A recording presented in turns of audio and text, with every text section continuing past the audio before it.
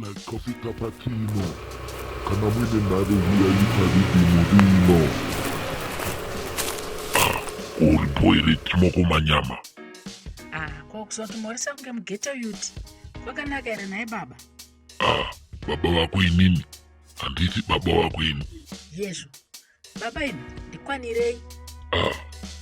Reketa ndikuudze chimwe chinhu musikana. Ini ndiri kapuna kacheche. Wazindwa? Ungandione unge mudhara asi ndiri kapuna kacheche. Urikuzindwa? Vapfurireka zvenyu kwama muchienda.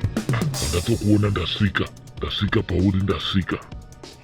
Baba imi makaoma. Kuoma chaiko. Saka zvasiyanei? Kusiyana kwekuita sei? Kusiyana nekuti dai ndine mukoma. Baba imi makakwana here? Ndikwanirei baba imi? Chino ndichakwana imari yechange kwete ini. Wazindwa? Ini ndiri mumwe celebrity manyama ini. Ndise mugrupu rana levels. Ndini chete munhu 1 akakwanisa kubhita levels. Wazindwa? Saka ndini munonzani?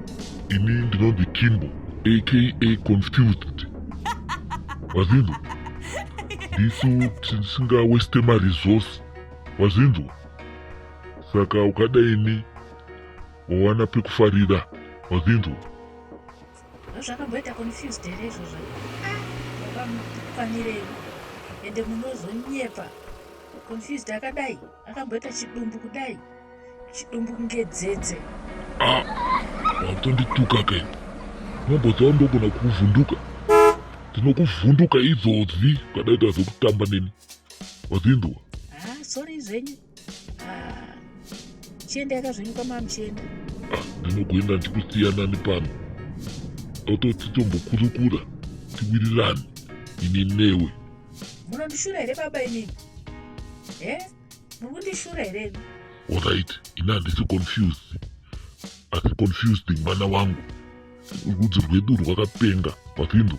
Rudzi rwedu ndo rwakunda levels pamaresource. Wazindwa? Takapenga itsu. Zvinoshainisa here izvozvo? Chindipaka namba dzako ndozokuitirawo video call. Baba ini ndikwanirei? Siyanai neni. Bvai pano. Asi kana usingade zvako hazina mhosva, asi unenge waludza. Siyanai neni baba ini. Ndikwaniri, handina zera nemini. Zera ndochi? Ndakuda kare kuti ndiri kapuna kacheche ini. Kuphusa. Kakaphusa. Ati kanyama. Baba ini ndati ndikwanirei? Unorwara here iwewe? Unorwara? Ndakuda katimba, unorwara here? Ndaiwangondipa nhamba ndipo waiona kuti ndiri chibaba. Waizongushedhera chibaba ichi. Nekuti ndaikuentertaina nevideo call. Kopano uri kuitei? Ndakabirira mukomana wangu ari kubuda palunch manje anoshanda ipo panapo. Ko ari uzaka ndawa iwewe wakutoda inini? Ndozvandambotaura here naye baba. Mi baba imi ndikwanirei? Ibvai pano ndikazonokwa ndiinemi nemukomana wangu munondirambisa. Haiwawo kane shavere urombe rekeda ndikasiye kachazondifunga.